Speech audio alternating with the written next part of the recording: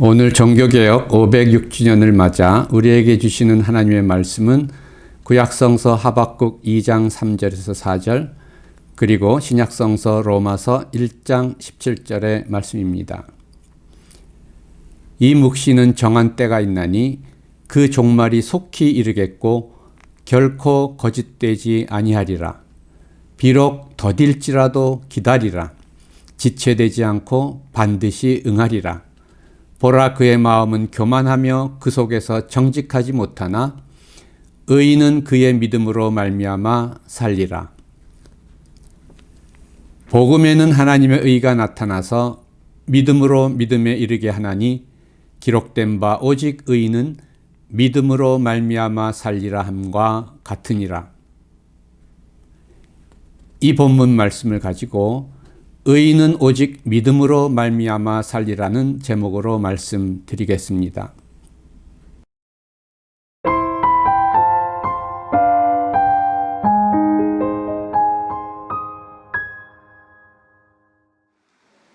우리 개신교는 로마 가톨릭 교회에 대항하여 종교개혁 운동을 일으켰던 16세기 종교 개혁자들의 개혁 정신을 이어받은 교회입니다.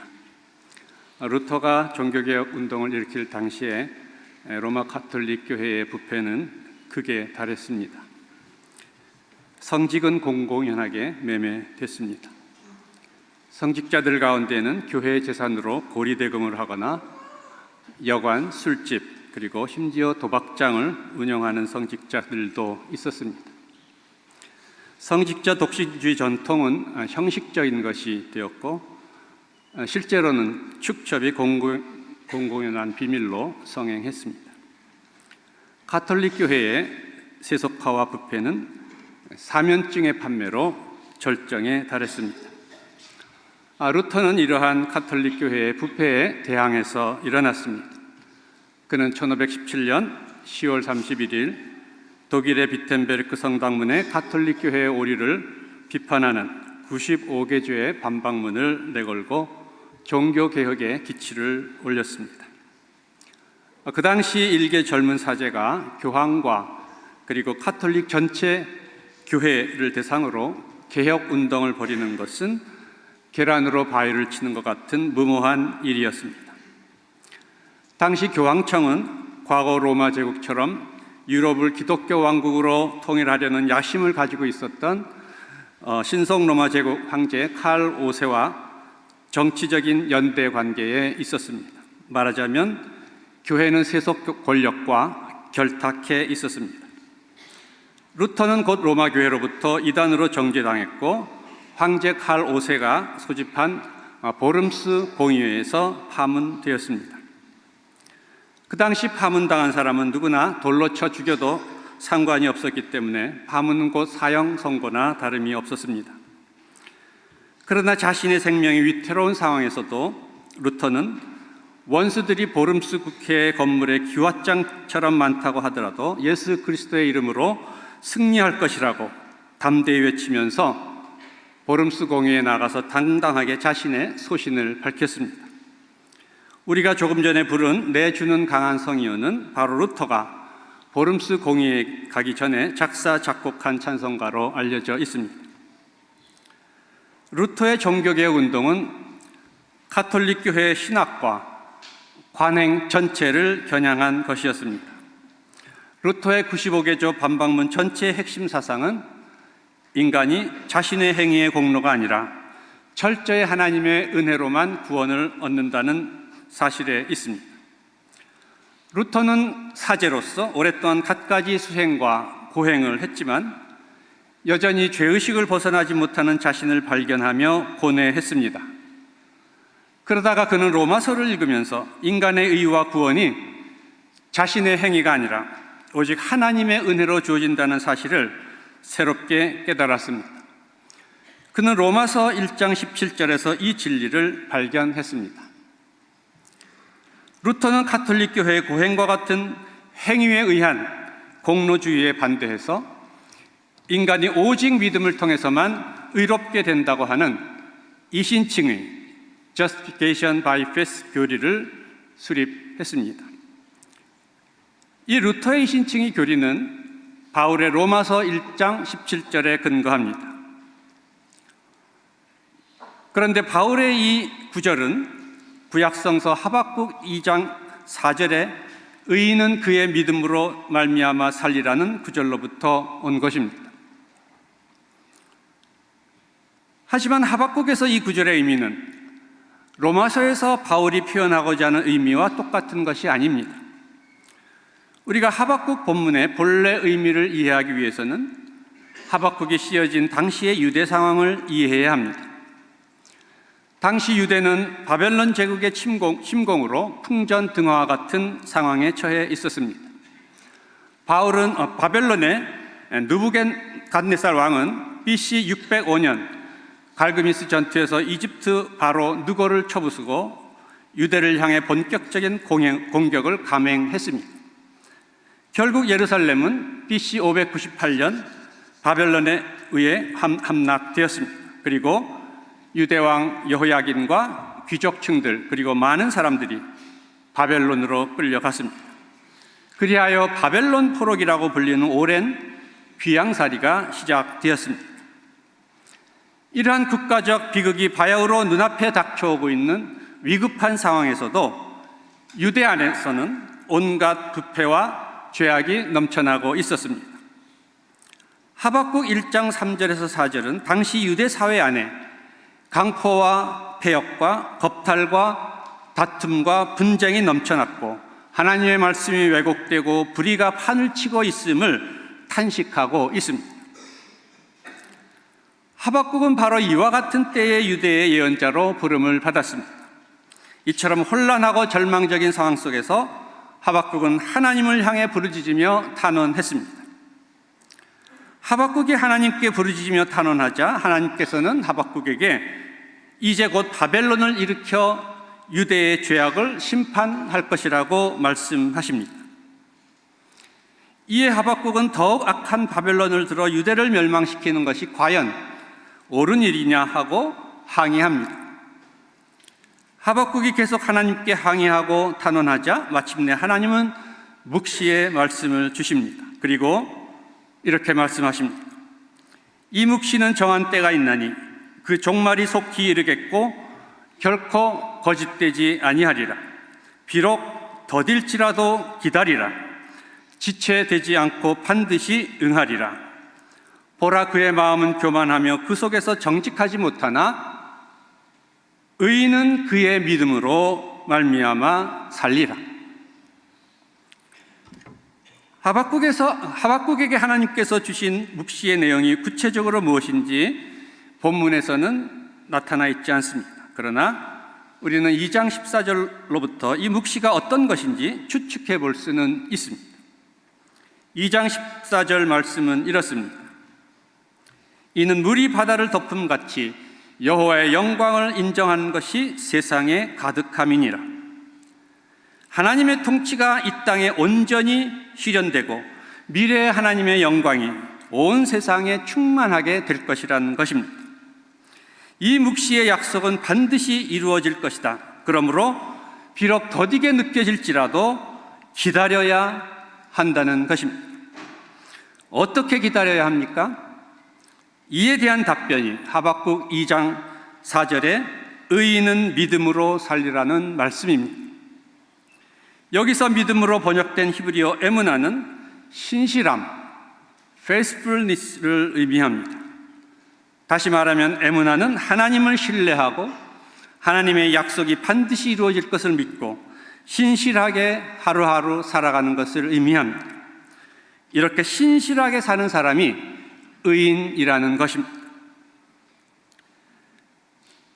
하박국은 3장 17절 18절에서 무화과 나무는 마르고 포도나무에는 열매가 없고 감람나무에는 소출이 없고 밭에는 먹을 것이 없고 우리에는 양이 없고 외양간에는 소가 없다고 말합니다. 이것은 아무런 희망이 없는 절망적인 상황을 표현합니다. 그러나 바로 이와 같은 절망의 상황 속에서 하박국은 여호와로 말미암아 즐거워하며 구원의 하나님으로 말미암아 기뻐하리라고 노래합니다. 어떻게 그럴 수 있습니까?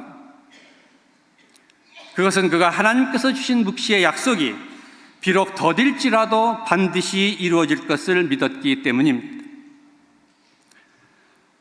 바울은 하박국 2장 4절을 로마서 1장 7절과 갈라디아서 3장 11절에서 인용합니다. 그런데 그는 이 구절을 통해 그 자신이 깨달은 복음의 진리를 표현합니다. 즉 바울은 이 구절을 통해 인간이 율법적 행위가 아니라 오직 예수 그리스도를 믿는 믿음으로만 의롭게 될 수 있음을 증언합니다. 이와 같은 바울의 증언 배후에는 그 자신의 실존적 체험이 있었습니다. 그는 유대교 바리새파 율법사로서 율법적 행위에 충실한 삶을 살았던 사람이었습니다. 그러나 그는 다메섹 도상에서 부활하신 예수님을 만난 이후에 인간이 율법적 행위가 아니라 오직 예수 그리스도 안에 나타난 하나님의 은혜를 믿는 믿음으로만 의롭게 된다는 사실을 확신하게 되었습니다. 하박국과 로마서 두 본문에 나타나는 믿음의 내용은 조금 다릅니다. 하박국 본문은 혼란하고 절망적인 국내적 상황 속에서 의인은 오직 하나님을 신뢰하고 그 약속이 더딜지라도 반드시 이루어질 것을 믿고 신실하게 살아가며 기다려야 한다고 말씀합니다. 반면에 로마서 본문은 인간은 자신의 율법적 행위로 하나님께 의롭다 하심을 얻을 수 없으며 오직 예수 그리스도의 십자가를 통해 주어지는 하나님의 의를 믿음으로 받아들여야 한다고 말씀합니다. 이 두 말씀은 둘 다 매우 중요한 진리를 우리에게 말씀합니다. 로마서의 말씀대로 우리 인간은 결코 자신의 선한 행위로 하나님 앞에 의롭다 하심을 얻을 수 없습니다. 우리는 오직 예수 그리스도 안에 나타난 하나님의 의를 의지해야 합니다. 하나님의 의는 불의한 자를 불러서 의롭다고 인정하시는 의입니다. 하나님의 의는 justifying justice입니다. 믿음이란 예수 그리스도 안에 나타난 하나님의 이 사랑의 의를 받아들이는 것입니다. 루터의 신칭의 사상은 바로 이 복음의 진리를 표현합니다. 그는 의인이면서 죄인, 시물 유스티스 엣 페카토르라는 유명한 명제를 남겼습니다. 우리는 우리 자신이 죄인임을 고백하고 믿음으로 하나님 앞에 나올 때에 예수 그리스도 안에 나타난 하나님의 의로 말미암아 의롭다고 칭함을 받게 되는 것입니다. 다른 한편 하박국 말씀은 혼란하고 암울한 시대를 살아가는 우리들에게 매우 필요한 말씀입니다. 코로나 이후에 여러 가지 힘들고 어려운 상황 속에서 고통을 겪고 있는 사람들이 우리 주위에 그리고 우리 가운데에 많이 있습니다. 힘들고 어려운 상황 속에서 절망하고 심지어 극단적인 선택을 하는 사람들도 있습니다. 우리나라의 자살률은 OECD 42회원국 가운데 단연 압도적인 1위입니다. 우리 사회는 세계에서 생존 경쟁이 가장 치열하고 가장 비정한 사회입니다. 청년 실업의 증가로 일자리를 찾지 못한 젊은이가 거리를 방황하고 있습니다. 지난 3년 동안 2030 세대의 빚이 가장 많이 늘었다고 합니다. 또한 코로나 이후에 한국 교회의 쇠퇴가 가속화되고 있습니다. 많은 신자들이 교회를 떠나고 매년 수천 개의 교회가 문을 닫고 있습니다.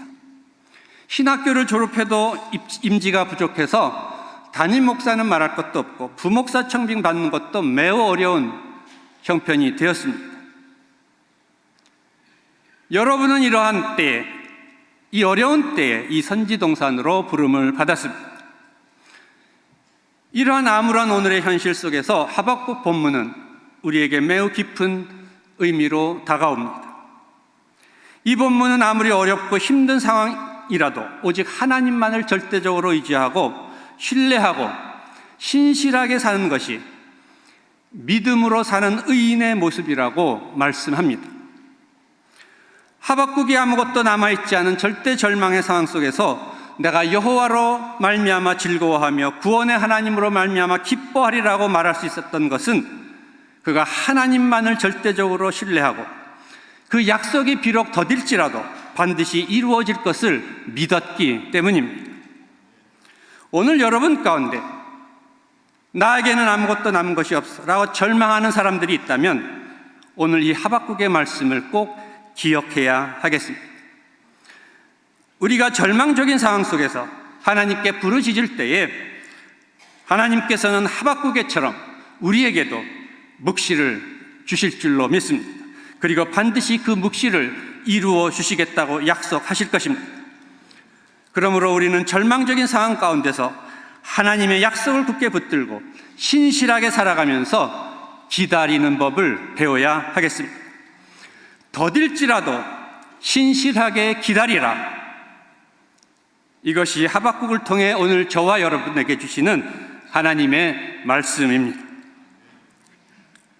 바울은 율법의 행위가 아니라 믿음으로 의롭게 된다는 복음을 전했지만 그 자신의 믿음은 행위가 없는 믿음이 아니었습니다. 바울은 그리스도 예수 안에서는 사랑으로서 역사하는 믿음뿐이라고 갈라디아서 5장 6절에서 강조했습니다. 그리고 그 자신이 복음을 위해 수많은 고난을 겪고 전제와 같이 부어지는 생애를 살았습니다. 오직 믿음을 외쳤던 루터의 믿음도 행동 없는 믿음이 아니라 행동하는 믿음이었습니다. 그는 당시의 거대한 종교 권력에 맞서 싸우다가 말할 수 없는 숱한 고난을 겪었습니다. 루터의 믿음은 목숨을 걸고 불의에 저항하며 개혁하는 믿음이었습니다. 불의에 저항하고 개혁하는 믿음, 이것이 개신교의 프로테스탄트 정신입니다. 그런데 오늘날 한국교회는 이와 같은 프로테스탄트 정신을 상실해가고 있습니다. 오늘 한국교회는 사회의 불의를 개혁하기는커녕 오히려 사회로부터 불신의 대상이 되어가고 있습니다. 특히 개신교에 대한 사회적 신뢰도는 갈수록 하락하고 있습니다. 그것은 교회가 세속화되고 기독교인들의 도덕성이 땅에 떨어졌기 때문입니다. 매스컴과 SNS에서는 교회 안의 각종 비리가 하루가 멀게 뉴스화되고 있습니다. 소수의 대형교회와 80%가 넘는 미자립교회 사이에 빈부격차가 사회보다도 더욱 심하게 나타나 있습니다. 100만 원 미만의 사례를 받는 목회자가 60%가 넘습니다. 부자와 거지 나사로는 세상이 아니라 이 교회 한가운데에 있습니다.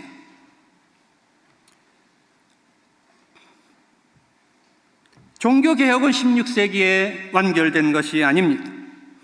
개혁된 교회는 항상 개혁하는 교회, 에클레시아 레포르마타 셈페로 레포르만다 이어야 합니다. 오늘 루터가 이 땅에 살았다면 우리 한국 개신교를 향해서 종교개혁을 운동을 일으켰을 것으로 생각됩니다. 루터의 반박문은 개혁을 위한 두 가지 핵심을 보여줍니다. 반박문 제1조는 신자들의 전생애가 참회로 지속되어야 한다라는 것입니다. 그리고 마지막 조인 제95조는 신자들은 거짓된 평화의 위안이 아니라 많은 고난을 통해 천국에 들어간다라는 것입니다. 처음이 참회이고 마지막이 고난입니다. 예수님은 제자들에게 누구든지 나를 따라오려거든 자기를 부인하고 자기 십자가를 지고 나를 따를 것이니라 라고 말씀하셨습니다. 참회는 자기를 부인하는 것이고 고난은 자기 십자가를 지고 주님을 따르는 것입니다.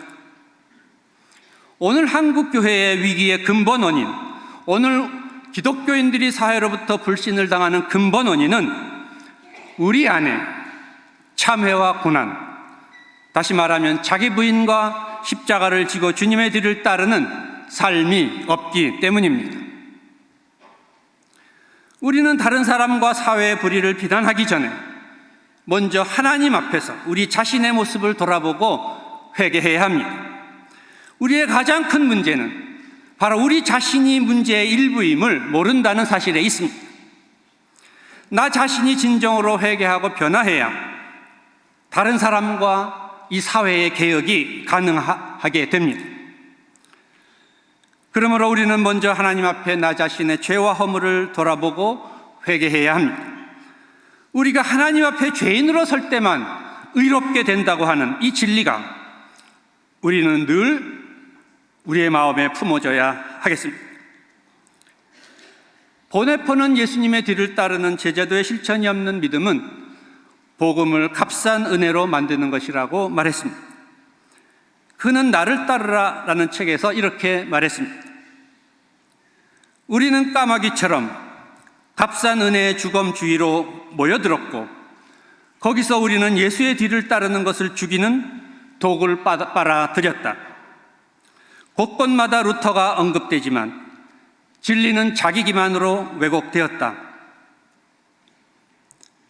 보네포는 개신교에서 이 루터의 이신칭의 교리가 예수님의 뒤를 따르는 제자도의 실천이 없는 값싼 은혜로 전락하고 있는 것을 보고 있었습니다. 예수님의 뒤를 따르는 제자도의 실천에는 반드시 고난이 뒤따르게 되는 줄로 생각합니다. 사랑하는 하구 여러분, 여러분은 특히 한국교회가 그 어느 때보다 힘들고 어려운 때에 예수님의 제자로 부름을 받았습니다. 예수님의 뒤를 따르는 제자에게 반드시 고난이 뒤따릅니다. 예수님의 뒤를 따르는 제자는 고난을 받는 것이 이상한 것이 아니고 고난을 받지 않는 것이 이상한 것입니다. 여러분이 앞으로 가는 여러분의 앞길에 수많은 고난이 기다리고 있을 것입니다. 그러나 어떠한 고난 가운데서도 하나님을 신뢰하고 그 약속을 믿고 끝까지 인내하며 신실하게 기다리며 마침내 승리하시기를 바랍니다. 성령께서 여러분을 도우시고 힘을 주실 줄로 믿습니다. 어려운 고난 가운데 성령의 도우심으로 끝까지 신실하게 예수님의 뒤를 따르는 제자의 길을 감으로써 하나님께서 약속하신 영광스러운 미래에 참여하는 여러분 모두가 되기를 주님의 이름으로 축원합니다. 하나님, 저희가 저희 자신의 행위의 의가 아니라 예수 그리스도 안에 나타난 하나님의 의로 의롭게 된다는 진리를 늘 새롭게 기억하게 하여 주시옵소서. 오늘 절망적인 현실 속에서 힘들어하는 이들에게 하나님의 묵시를 주시옵소서. 그리고 그 약속이 반드시 이루어질 것을 믿고 끝까지 신실하게 인내하며 살아가는 저희가 되게 하여 주시옵소서. 저희 안에 자기를 부인하는 회개와 십자가를 지고 주님의 뒤를 따르는 고난의 영성이 회복되게 하여 주시옵소서. 어려운 고난 가운데서도 끝까지 신실하게 예수님의 뒤를 따르는 제자의 길을 감으로써 하나님께서 약속하신 영광의 미래에 참여하는 저희 모두가 되게 하여 주시옵소서. 이 모든 말씀 예수 그리스도의 이름으로 기도드립니다. 아멘.